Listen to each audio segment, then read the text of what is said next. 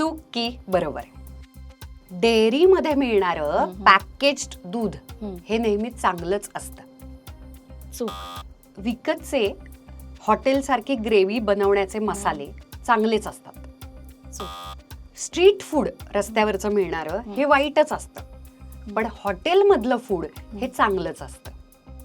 चूक. हॉटेलमध्ये गेल्यानंतर एक प्रोटीन इंटेक म्हणून पनीरच ऑर्डर करावं, कारण ते हेल्दी असतं. अर्ध बरोबर म्हणेन मी, कारण पनीरमध्ये प्रोटीन आहे, पण ते पनीर कुठल्या क्वालिटीचं आहे, त्या डिशमध्ये बटर, चीज, क्रीम ह्याचा वापर किती आहे, हे सगळे पॉइंट्स पण कन्सिडर करायला पाहिजे. व्हेजिटेबल नूडल्स खाणं चांगलं. चूक. नाश्त्यासाठी मिळणारे पॅकेज्ड फूड म्हणजे म्युसली किंवा कॉर्नफ्लेक्स हा नेहमी हेल्दीच पर्याय असतो. चूक.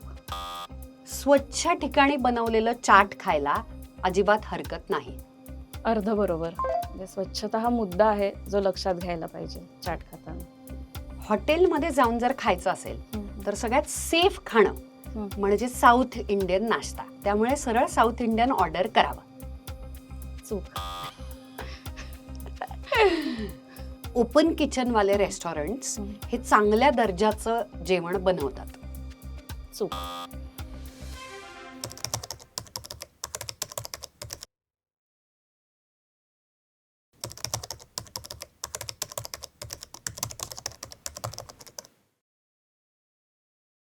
पुढच्या प्रश्नाकडे जाण्याच्या आधी आमचा एक दुसरा पण चॅनल आहे सुकीर्त जी नावानं, जिथे आमचे आहो आणि कधी कधी आम्ही दोघी सुद्धा कुठे कुठे काय काय छान छान खायला आहे आणि त्याचे सजेशन्स आणि त्याचे सुंदर वर्णनं तुमच्यासमोर घेऊन येत असतो. पण त्याचबरोबर ज्याला आपण अन्न हे पूर्ण ब्रह्म म्हणतो ते पोषण देणारं असावं, त्याचा मागचा विचार बनवण्याचा आणि सेवन करण्याचा योग्य असावा आणि ते प्रमाणात असावं, तेव्हाच ते अन्न हे पूर्ण ब्रह्म म्हणता येईल. नाहीतर भेसळ केलेलं, चुकीच्या पद्धतीनं, चुकीच्या मार्गानं, चुकीच्या विचारांनी बनवलेलं अन्न आणि सेवन केलेलं सुद्धा अन्न हे ब्रह्मराक्षस सुद्धा होऊ शकतं. मग नक्की अन्न सुरक्षितता म्हणजे काय? हॉटेलात खाणं, बाहेरचं खाणं, चटपटीत खाणं, रस्त्यावरचं खाणं हे तर बंद होणार नाहीये, पण मग त्यामागचे स्कॅम्स कोणते आहेत, भेसळी कोणत्या आहेत आणि ग्राहक म्हणून खाताना आपण कुठच्या गोष्टी विकत घ्यायला हव्यात किंवा ऑर्डर करायला हव्यात याच्याविषयी जागरूकता तरी आपण पसरवू नक्कीच शकतो. आणि त्याचसाठी मी बोलवलेली आहे सगळ्यात तिची मोठी आणि महान ओळख म्हणजे माझी मैत्रीण आहे ती, म्हणजे याच्यावरूनच तिचा दर्जा कळतो. भक्ती कुलकर्णी हिला तिचं फूड आणि क्वालिटी कंट्रोलमध्ये BSc शिक्षणच याच्यामध्ये झालं आहे, फूड सायन्समध्ये. तिनं MSc फूड आणि टुरिझम मॅनेजमेंटमध्ये केलेलं आहे. वर्षानुवर्ष तिचा स्वतःचा स्वयंपाकघराचा हॉटेल इंडस्ट्रीमध्ये तिचा स्वतःचा व्यवसाय होता. आत्ता पण तिचं एक अतिशय सुंदर फूडचं बूस्टर्सचं प्रॉडक्टसुद्धा आहे. आणि ऑफकोर्स पुन्हा एकदा तिची सगळ्यात मोठी क्वालिफिकेशन म्हणजे ती माझी मैत्रीण आहे. तिच्याकडून भरपूर वेगवेगळ्या गोष्टींच्या विषयीची जागरूकता आम्हाला मिळाली. त्या चर्चेतून कोणत्या गोष्टी ऑर्डर कराव्या, आपली लहान बाळं, आपण स्वतः बाहेरचं खाणं बंद करू शकत नाही, पण तरी सावधता कुठे कुठे आपण बाळगू शकतो हे कळालं. आणि म्हणून असं वाटलं की याच्यावरचा एक छानसा एपिसोड करूयात आणि सगळ्यांनाच कळू दे की काय काय मागच्या बाजूला चालू आहे म्हणून. कारण आपल्याला कळत नाही की किचनच्या पलीकडे त्या भटारखान्यामध्ये नक्की काय शिस्त आहे. वेलकम. थँक्यू उर्मिला. सगळ्यांना नमस्कार. आता आपण पुढच्या सेगमेंटकडे जातोय. एका वाक्यात उत्तरे द्या. सगळेच पॅकेज्ड फूड्स म्हणजे नूडल्स असतील, कॉर्नफ्लेक्स असतील किंवा पास्ता येतात, हे वाईट का असतात किंवा मुळात वाईट असतात का? सगळेच पॅकेज फूड काही वाईट नसतात. त्याच्यामध्ये किती प्रमाणात प्रिझर्वेटिव्ह वापरलेत, ॲडिटिव्ह वापरलेत किंवा मैदा किती आहे, साखर किती आहे, ह्या सगळ्या गोष्टींचा विचार ते निवडताना केला पाहिजे. पॅकेट्स विकत घेताना नक्की काय वाचलं पाहिजे? पहिली गोष्ट म्हणजे इन्ग्रेडियंट लिस्ट, जी उतरत्या क्रमाने असते. म्हणजे जास्त प्रमाणात जो घटक आहे तो पहिला, जो सगळ्यात कमी प्रमाणात असतो तो शेवटचा असतो. त्याच्यानंतर ॲडिटिव्हची लिस्ट किती मोठी आहे, हे फक्त किती मोठी आहे हे बघितलं तरी चालतं, म्हणजे वेळ नाही आपल्याकडे तर. त्याच्यानंतर मॅन्युफॅक्चरिंग डेट, शेल्फ लाईफ त्याची, आणि पाचवा म्हणजे साखर आणि सोडियम किती आहे त्याच्यामध्ये. या 5 गोष्टी बघायलाच पाहिजे. आता मागे आपण वाचायचं हम्म. ठरलंय आणि हो, तू हो, म्हणालीस तशा 5 गोष्टी आपण वाचायच्या वाचायला पाहिजे. ठरवतोय. बरोबर. पण मग त्यातल्या त्यात मग कुठचं बरं हम्म. आणि कुठचं आता त्यातल्या त्यात वाईट वाईट. असं म्हणायचं हं. आणि कसं निवडायचं? एकतर 100% ग्रेन्स आहेत का, हम्म. प्रिझर्वेटिव्ह खूप कमी किंवा खरं तर नकोच हम्म. हे बघितलं पाहिजे. आणि त्याची शेल्फ लाईफ कमी असलेली खरं चांगलं. आता घरामध्ये आपण ताटात जेवणासाठीची लोणची पापड मागवतो, त्याच्यामध्ये पण भेसळ असते का? आणि जर असते तर पुढचा प्रश्न आहे, मग काय नक्की तपासून वाचून घ्यावं? भेसळ असू शकते, पण बघताना परत तेच की तेल कुठल्या प्रकारचं वापरलंय. त्याच्यानंतर त्याच्यात ॲडिटिव्ज काही आहेत का, म्हणजे रंग आहे का, प्रिझर्वेटिव्ज वापरलेत का, ह्या गोष्टी बघणं हे जास्त महत्त्वाचं आहे.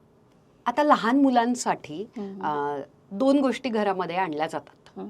सॉस आणि जॅम. या. हे पण हानिकारक असतं का? दुर्दैवाने हो. कारण ह्याच्यामध्ये खूप प्रमाणात साखर, आर्टिफिशियल रंग, आर्टिफिशियल फ्लेवर हे वापरले जातात. बरोबर. जो फ्रूट कंटेंट पाहिजे जास्त तो तेवढा नसतो, तो कमी प्रमाणात असतो. किंवा टोमॅटो प्युरी ही कमी प्रमाणात असते. आणि ह्या सगळ्याचा विचार करता ते जास्त कन्झ्युम करू नयेत. पीनट बटर ब्रेडला लावणे, वेगवेगळे न्यूटेला सारखे जे प्रकार असतात, नट्स पासून बनवलेले किंवा चोको पावडर वगैरे पासून बनवलेले, तर ते ब्रेडला लावून ते मग तो गोडसर प्रकार होतो. पॅनकेकच्या गोष्टींवरती सुद्धा ते लावलं जातं आणि मग खाल्लं जातं. तर हे कितपत हेल्दी आहे आणि हा नाश्त्याचा पर्याय कितपत घातक आहे? पीनट बटर जर तू विचारशील, ते जर 100% शेंगदाण्यापासून बनवलेलं असेल तर ते हेल्दी असतं. जर त्याच्यात कुठलंही हायड्रोजनेटेड व्हेजिटेबल ऑइल नसेल किंवा साखर नसेल तर तो एक हेल्दी ऑप्शन असू शकतो. पण जे तू बाकीचे स्प्रेड्स म्हणतेस त्याच्यात साखर, पाम ऑइल हे खूप प्रमाणात असतं. त्यामुळे हे शक्यतो ते अवॉइड केलेलं बरं. मग त्याच्यापेक्षा पारंपरिक नाश्त्याचे ऑप्शन्स बरेच आहेत. ब्राऊन ब्रेड हा हेल्दी आणि व्हाईट ब्रेड हा म्हणजे अतिशय वाईट, हे खरं आहे का? त्यातल्या त्यात म्हणू शकतो आपण की काही इन्ग्रेडियंट्स अजून थोडे आहेत, पण त्याच्यात रिफाईंड फ्लॉर अजिबात नाही आहे का, गहू अजिबात नाही आहे का, तर तसं नसतं. ते जास्त प्रमाणात असतात आणि ॲडिशनल अजून काही ग्रेन्स असतात. पण ब्राऊन ब्रेड खरंच गव्हाचा असतो का? त्याच्यात गहू असतात पण ते कमी प्रमाणात असतात. रिफाईंड फ्लॉर हे वापरलं जातं. मल्टीग्रेन जे ब्रेड म्हणतो त्याच्यात मल्टीग्रेन असतात, पण ते कमी प्रमाणात असतात. त्याच्यामुळे जेव्हा आपण घटक वाचतो मागच्या बाजूला, तेव्हा ते घटक जर अगदी खालच्या नंबरावरती जर लिहिले असतील तर याचा अर्थ ते फक्त नावाला आहे आणि मोठ्या प्रमाणामध्ये आपण वेगळ्या गोष्टी कन्झ्युम करतो. करेक्ट. बिस्किट, आता त्यातल्या त्यात न्यूट्रिशनल बिस्किट, डाएट बिस्किट, त्याच्यानंतर काय नो शुगर बिस्किट किंवा व्हीट बिस्किट ही इतर बिस्किटांपेक्षा वरच्या दर्जाची असं म्हटलं जातं, हे खरं आहे का? आपल्याला नावावरून तसं वाटतं, पण त्याच्यातही फॅट कंटेंट आणि साखरेचं प्रमाण हे साधारण सेम असतं. परत मी मगाशी म्हणल्यासारखं त्यातल्या त्यात की मी अगदीच मैदा असलेली खातीये, खूप साखर असलेली खातीये, तर मी त्यातल्या त्यात थोडेसे ग्रेन्स पण येत आहेत.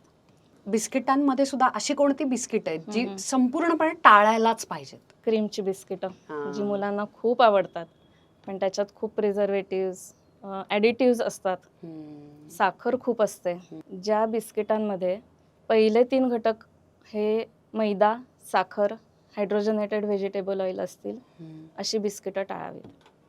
आता आईस्क्रीममध्ये पण असं होतं की खूप वेळा त्याच्यावरती फ्रोझन डिझर्ट्स असं लिहिलेलं असतं, आईस्क्रीम लिहिलेलंच नसतं. पण आपण जेव्हा ओव्हर द काउंटर मागतो खरेदी करताना, तेव्हा आईस्क्रीमच शब्दाची देवाणघेवाण होते आणि डब्यावरती मात्र लिखित स्वरूपामध्ये फ्रोझन डिझर्ट लिहिलेलं असतं. तर हा काय प्रकार आहे?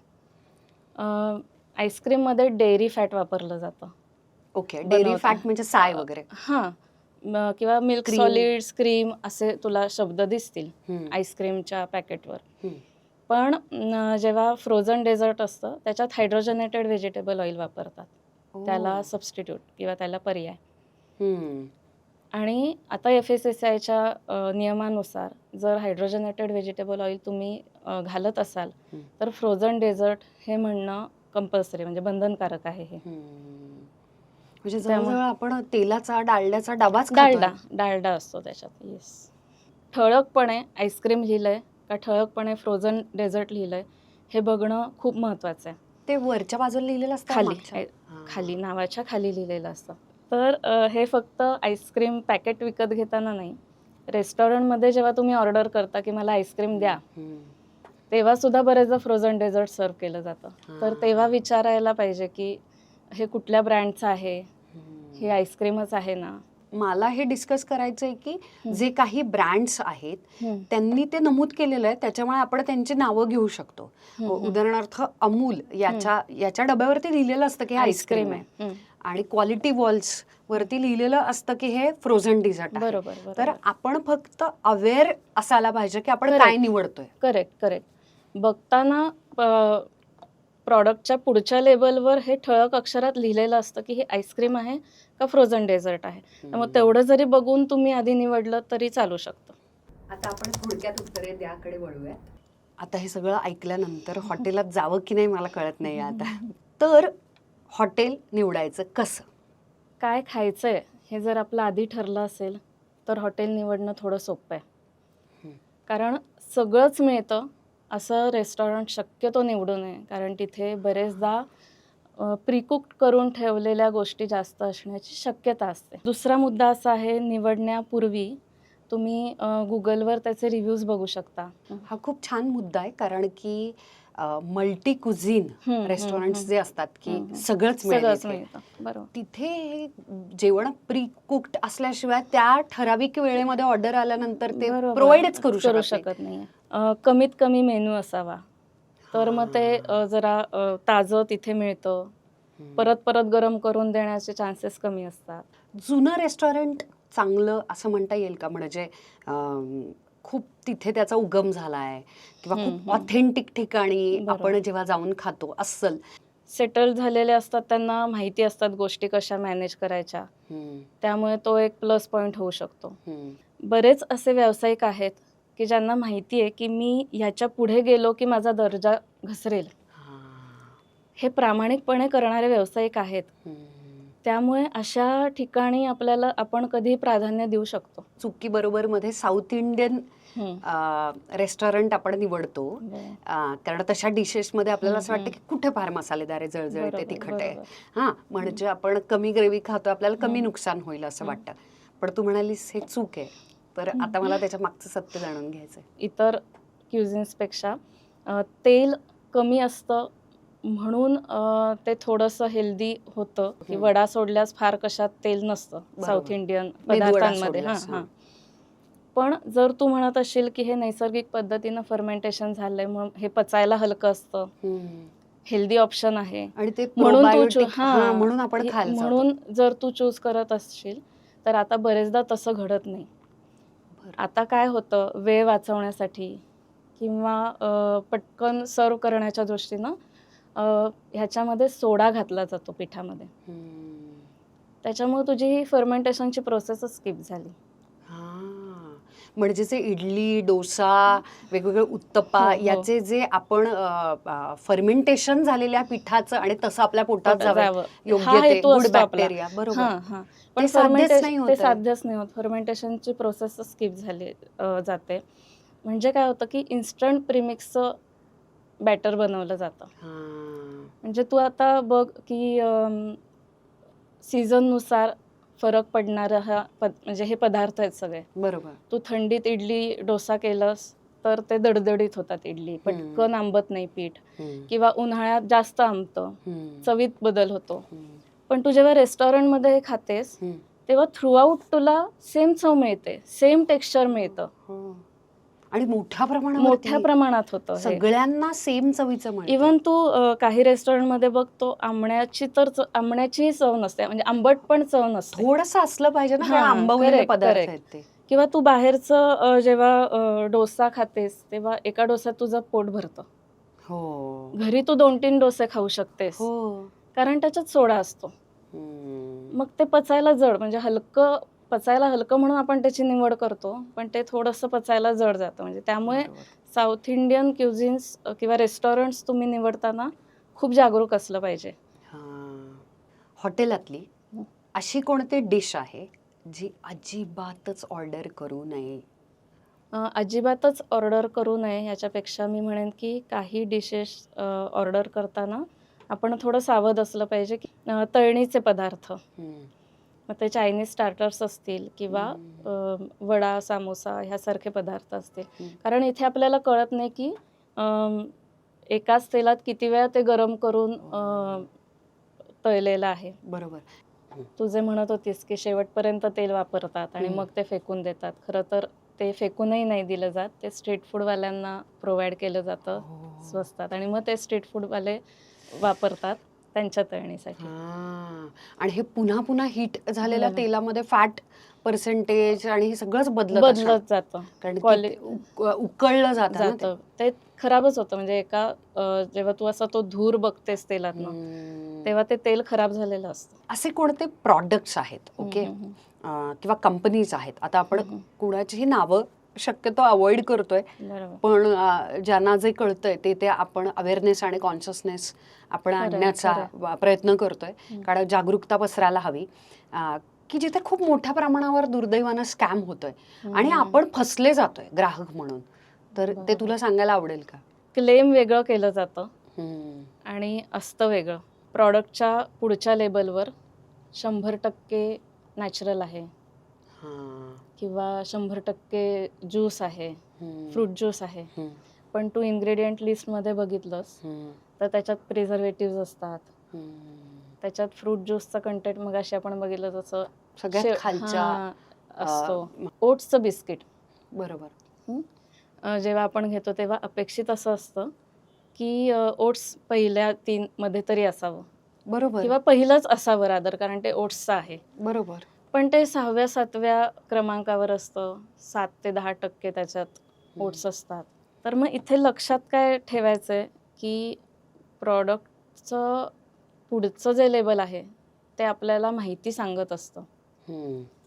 मागचं लेबल जे आहे ते आपल्याला त्याची सत्यता किंवा सांगतं. त्यामुळे ती इन्ग्रेडियंट लिस्ट बघणं फार महत्त्वाचं आहे. बरेचदा असंही होतं की प्रॉडक्टच्या नावामध्ये सुद्धा असं दाखवलं जातं की हे नॅचरल आहे, हे रिअल आहे. प्रॉडक्टचं नावच असं ठेवतात, नावच रिअल ठेवतात. रिअल आहे, प्युअर आहे, नॅचरल आहे, पण किंवा ऑर्गॅनिक नाव होतात. मध्यंतरी तेलाचंच नाव ऑलिव्ह ऑइल, पण ते नाव आहे, पण ते ऑलिव्ह ऑइल नाहीये. असं म्हणजे गोंधळात टाकणारी मार्केटिंग केली जाते. प्रॉडक्टची रंगसंगती अशी केली जाते की ते बघून वाटेल आपल्याला की हे नॅचरल आहे, म्हणजे हिरव्या पिवळ्याचा वापर, बरोबर, अर्धी टोन्स आणि हे वापरायचं, चित्र पण तशीच असतात. त्यामुळे कायम एक लक्षात ठेवायचं, इन्ग्रेडियंट लिस्ट नीट वाचून घेणे. आता जरा गोडाकडे येऊयात. मिठाई, पेढे, बर्फी यामध्ये कशा पद्धतीची भेसळ असते? ही जी कॅटेगरी आहे ह्याच्यामध्ये प्रिझर्वेटिव्स, ॲडिटिव्स हे खूप प्रमाणात वापरले जातात. म्हणजे तू हल्लीची मिठाई बघ, 8-10 दिवस सहज टिकते. म्हणजे जर खव्याची आहे, दुधाची आहे, तर एक 4-5 दिवसात त्याला बुरशी यायला पाहिजे. पण ही बर्फी किंवा ही मिठाई आहे ती कोरडी पडत जाते, त्याचे तुकडे पडतात, पण त्याला बुरशी येत नाही. सगळ्यांची आवडती काजू कतली. काजू कतलीमध्ये टेक्स्चर एन्हान्सर्स घातले जातात किंवा इसेन्स वापरले जातात. त्यामुळं घरी जेव्हा आपण काजू कतली करतो तेव्हा ती थोडीशी काळपट होते काजू असल्यामुळे, पण बाहेरची तशी खूपच देखणीच असते आणि टेक्स्चर पण एकदम स्मूथ असतं. दुर्दैवाने मिठाईच्या पॅकेटवर म्हणजे जेव्हा आपण हलवाईवाल्याकडनं घेतो आणि ते सुट्टे बॉक्समध्ये तिथं आपल्याला बघायला स्कोप नसतो. मग दूध नक्की असतं की नाही त्याच्यामध्ये? दूध असतं, पण प्रिझर्वेटिव्ह हे खूप प्रमाणात असतात. मी आता रसमलाईची ऑर्डर घेते, ते करताना मला कॉस्ट हा फॅक्टर खूप त्याचा हे झाला, विचार करावा लागला. मी मार्केट सर्वे केला जेव्हा ह्याचा बिझनेस म्हणून सुरुवात केली तेव्हा असं लक्षात आलं की कॉर्नफ्लॉवर दूध आटवण्यासाठी वापरलं जातं. खूप वेळ वाचतो. म्हणजे जे 2-3 तास आटवायला लागतं ते अगदी एक अर्ध्या तासात होतं. आणि हे मी स्वतः जाऊन मिठाईवाल्यांना विचारलंय, तुमच्या बासुंदीत कॉर्नफ्लॉवर आहे का? बरेचदा त्याचं उत्तर हो म्हणून आलंय किंवा आम्हाला माहिती नाही, अशी उत्तरं आलेली आहेत. पण मग त्या रसमलाई मधले जे गोळे आहेत, ते तरी ते पनीरचे असतात बरोबर. पण ते तरी पनीरचे, ते गोळे तरी बरोबर असतात का? एका हलव्याकडे मी शिकायला बल्क कुकिंगसाठी गेले होते आणि पनीर करणं, ते सेटल होऊन त्याचे गोळे करून मग ते साखरेच्या पाकात शिजवायचे, अशी त्याची प्रोसेस आहे. पनीर सेट व्हायला मला ओव्हरनाईट मी घेते आणि त्याचे गोळे नंतर करायचे, शिजवायचे, ह्यालाही बराच वेळ जातो. त्यांनी मला खूप पटकन करून दाखवलं ते कसं की त्यांनी दूध नासवलं, त्याचं पनीर केलं, ते एका बादलीत घेऊन ते त्या पाण्यात त्यांनी ते धुतलं, सेट केलं आणि त्याचे गोळे केले. तेव्हा ते शिजताना त्यांनी रिठा पावडरचा वापर केला. केसांना धुतात किंवा साड्यांना जे माय गॉड, शॅम्पू टाकला म्हणजे त्यांनी. तर ह्या रिठा पावडरनी काय होतं, तर जो गोळा आहे तो 3 पट फुलतो, साईज वाढतो. तर असे शॉर्टकट्स वापरले जातात. म्हणून 100 किलो होतं. खरंय. बनावट मिठाई हे एवढं जप्त केलं, इतके किलो मिठाई जप्त केली. स्पेसिफिक सणासुदीच्या काळात सुद्धा तुम्ही खूप जागरूक असलं पाहिजे. पण मग चांगल्या प्रतीची मिठाई कशी निवडायची, कुठून विकत घ्यायची? माहितीच्या जर असेल की परत ते जिथे आपण प्रश्न विचारू शकतो आणि खात्री करून घेऊ शकतो, अशा ठिकाणून घ्यायची. म्हणजे घरगुती ठिकाणं वगैरे? करेक्ट. जे घरी करून देणारे असतात त्यांच्याकडे, किंवा बाहेर पण घ्यायचं असेल तर मिठाईवाल्यांना हे प्रश्न विचारले पाहिजेत, जे विचारले जात नाहीत. हॉटेल इंडस्ट्री बद्दल एक जनरली अशा कोणत्या गोष्टी आहेत की ज्या सामान्यांना माहिती असायला पाहिजेत? ही जी हॉटेल इंडस्ट्री आहे किंवा केटरिंग इंडस्ट्री आहे ना, मला थोडीशी धोकादायक वाटते. म्हणजे कारण इथे अन्न शिजतं आणि तुम्ही थेट ते खाता. काय किती प्रमाणात घातलंय हे बघायला आपल्याला संधी नाहीये. अजून एक सगळ्यांच्या आवडीचा पदार्थ पावभाजी. हो, येस, वाढदिवसाला ठरलेला मेन्यू. पण तू बघ, बाहेर आपण घरी करतो ती बाहेरच्या पावभाजी सारखी खूप क्रीमी, खूप बटरी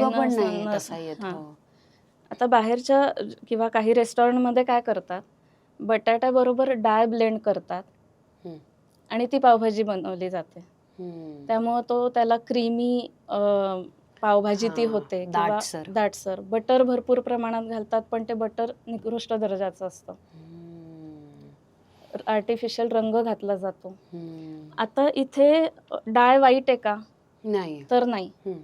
पण हा भाज्या कमी करून डाळ घालणं हे चुकीचं आहे.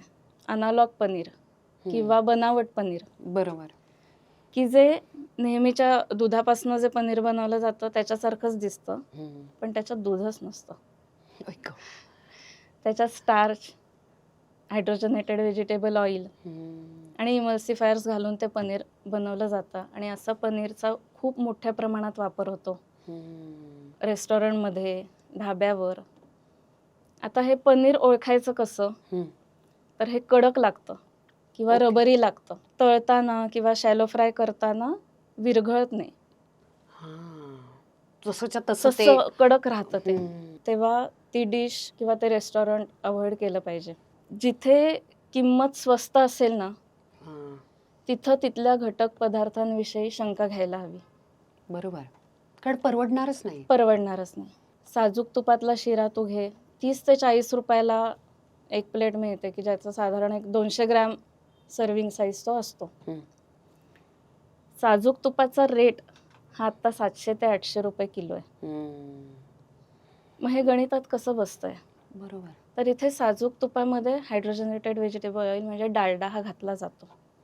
म्हणून आपल्याला शिरा बघताना अगदी तेल सुटलंय, भरपूर प्रमाणात तूप आहे, पण ते साजूक तूप ही टर्म वापरली जाते, पण त्याच्यात डालडाही असतो मिक्स. चव पण लागते. पण त्याच्यात साजूक तूप असतं, पण तेवढाच डालडा पण असतो. किंवा ते बऱ्याचदा केशर दूध 5 रुपयाला रस्त्यावर 10 रुपयाला मिळतं. कसं शक्य? म्हणजे केशराची अर्धा ग्रॅमची डबीच 100-200 रुपयाला अशी काहीतरी आहे. बरोबर. इंडस्ट्रीच्या ह्या गोष्टी ह्या ग्राहकांना माहिती पाहिजेत. बरोबर. तसं हे हॉटेल इंडस्ट्री किंवा केटरिंग इंडस्ट्रीविषयी व्यावसायिकांची पण बाजू मला असं वाटतं की लोकांना कळावी. हम्म, हम्म.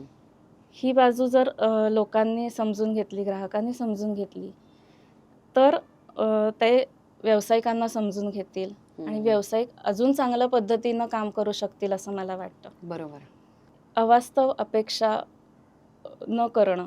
मला चांगलं पण पाहिजे दिसायला, मला चवही चांगली पाहिजे, मला दर्जा पण चांगला पाहिजे, पण मला किंमतही स्वस्त हवी. हे शक्य नसतं. बरोबर. ही जी हॉटेल इंडस्ट्री किंवा केटरिंग इंडस्ट्री आहे ना उर्मिला, ही खूप वेळ, खर्च आणि चवीच्या प्रचंड दबावाखाली आहे. व्यावसायिक खूप स्ट्रगल करत असतो ह्याचा सगळ्याचा ताळमेळ जपण्यासाठी. बरोबर. त्यामुळे हे समजून घेतलं पाहिजे किंवा वेटिंग टाइम स्वीकारला पाहिजे. ताजं अन्न बनवायला वेळ लागतो. खूप महत्त्वाची गोष्ट की तक्रार करणं, फीडबॅक देणं, आवर्जून द्यायचा. म्हणजे हे ग्राहकांचं काम आहे. आपण पैसे भरतो, त्या पैसे देतो, त्यामुळं त्याच्याबद्दल पॉझिटिव्ह, काही वाईट वाटलं, काही तक्रार असेल तर हे सांगितलीच पाहिजे. पण पहिली स्टेप मला वाटते की शांतपणे त्या मॅनेजरला, ओनरला, शेफला हे शांतपणे सांगा. बरेचदा मी असं बघते की सोशल मीडियाचा सहज वापर आहे, डायरेक्ट तिथं टाकलं जातं किंवा आरडाओरड केली जाते. जेव्हा तुम्ही शांतपणे सांगता तेव्हा तो व्यावसायिकही तिथे त्याला चुका सुधारण्याला वाव असतो आणि तो खरेच बदल करतो. ते जर नाही केले तर पुढची स्टेपही घ्यायला हरकत नाहीये. कुठेतरी ह्युमन एरर ही पण कन्सिडर केली पाहिजे. ती होते, चुका झाल्या तरी त्या चुकांना सुधारायला संधी दिली जावी, असंही मला खूप प्रामाणिकपणे वाटतं. जेव्हा सुगरण स्वयंपाकघरची फ्रँचायझी मी चालवत होते तेव्हा 7 रुपयाला पोळी होती. बरोबर. तेव्हा लोकांचं कॅल्क्युलेशनला फक्त असं होतं की 7 रुपयाच्या पिठात माझ्या किती पोळ्या होतील. एकच पोळी 7 रुपयाला मी घ्यायची. पण त्याच्या मागे ओव्हरहेड्स खूप असतात, मदतनीस असतात, त्यांचे पगार असतात. बरोबर. त्या जागेचा रेंट असतो, बाकीचे एक्सपेन्सेस असतात, ह्युमन सर्व्हिस, एनर्जी, कष्टाचे किंवा त्याच्या मागे वेस्टेज कॅल्क्युलेट केलं जातं. त्याच्या मागे ज्या दिवशी बिझनेस होत नाही त्या दिवशीचं पण जे एक्सपेन्सेस आहेत ते निघावेत, हे सगळं कॉस्टिंगच्या वेळी धरलं जातं. बरोबर. त्यामुळं कॉस्टिंगच्या वेळेच्या ह्या बाकीच्या सगळ्या ज्या बाजू आहेत त्या सुद्धा ग्राहकांना कळाव्यात असं मला वाटतं. बरोबर आहे. आणि व्यवसाय हा पैसे कमवण्यासाठी केला जातो. बरोबर. तर तुम्ही त्यानं अगदी भिकेलाच लागावं आणि एक साधारण फक्त समाजकार्य करत राहावं आणि चॅरिटी करावी आणि तो कंगाल व्हावा, हे बरोबर नाहीये ना. म्हणजे व्यवसाय आहे, त्याचं त्याला प्रॉफिट पण मिळालं पाहिजे आणि तो व्यवसाय अतिशय चांगल्या मार्गानं, इथिकली आणि खूप खूप प्रामाणिकपणे व्हावा, यासाठी खूप महत्वाचा मुद्दा तू सांगितलास की ग्राहक आणि व्यावसायिक याच्यामधलं कम्युनिकेशन छान झालं पाहिजे. अन्न सुरक्षिततेसाठी ग्राहक म्हणून आपण कोणती जबाबदारी पाळली पाहिजे आणि कोणत्या कोणत्या गोष्टींमध्ये सावध पण असलं पाहिजे? बरं, तुम्ही प्रश्न विचारा, तुम्ही माहिती करून घ्या, हे जागरूक असणं खूप महत्वाचं आहे. जे प्रामाणिकपणे व्यवसाय करतात ना त्यांना खूप सपोर्ट केला पाहिजे. इथे किंमत ह्या मुद्द्याकडे ना आपण ती आरोग्यासाठी गुंतवणूक करतोय असं बघूया. जर तुला केटरिंगची ऑर्डर द्यायची तर ते ओळखीच्यांमधून घेऊयात की आपल्याला सोर्स कळलेला असतो, त्यामुळे आपल्याला ते अन्न सुरक्षिततेची खात्री असते. बरोबर. ग्राहक हा त्याच्या आरोग्याच्या सुरक्षिततेसाठी व्यावसायिकावर विश्वास टाकतो. बरोबर. तेव्हा ही त्यांची जबाबदारी आहे की माझ्याकडे सगळी सर्टिफिकेट्स आहेत का, FSSAI लायसन्स आहे का, आणि सगळ्यात महत्त्वाचं म्हणजे प्रामाणिकपणा. बरोबर. जेव्हा हे होईल ना की ग्राहक जागरूक होईल, व्यावसायिक प्रामाणिक असेल, तेव्हा आपण जे मगाशी बोललो की अन्न सुरक्षितता किंवा ही हॉटेल आणि केटरिंग इंडस्ट्री, ह्याच्यामध्ये मला वाटतं की खूप मोठा सकारात्मक बदल होईल. वा वा. जागो ग्राहक जागो असे फक्त स्लोगन्स वाचायचे नसतात, आणि ते फक्त सरकारचं काम आहे आपल्याला जे करायचं आणि जे खायचं ते आपण खात सुटायचं असं न होता थोडेसे सावध होऊयात, थोडेसे कॉन्शियस होऊयात, यासाठीचा सगळा प्रयत्न.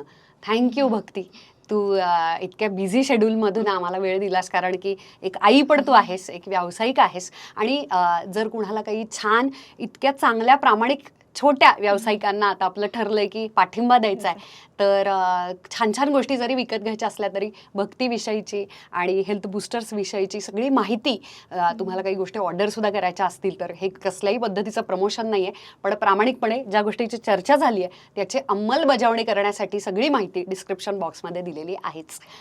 बाई मुद्द्यावर याच्या सीझन 2 मध्ये तुमचं स्वागत आहेच पुन्हा एकदा. परंतु फक्त मंगळवारचं बाई मुद्द्यावर या, इथे आम्ही मुद्द्यावर यायला बघतोय मगाचपासून. तर तुम्ही सबस्क्राईब न करता नुसते व्हिडिओ पाहत असाल तर प्लीज सबस्क्राईब करा, म्हणजे भरपूर वेगवेगळे विषय, खरे बोलणारे प्रामाणिक गेस्ट आम्ही येऊ शकू आणि सगळ्या छान छान गप्पा मारत मारत त्यांना मुद्द्यावर आणू शकू. चॅनलला पुन्हा एकदा सबस्क्राईब केलं नसेल तर करा. शेवटपर्यंत व्हिडिओ पाहिलात त्याबद्दल खूप खूप धन्यवाद.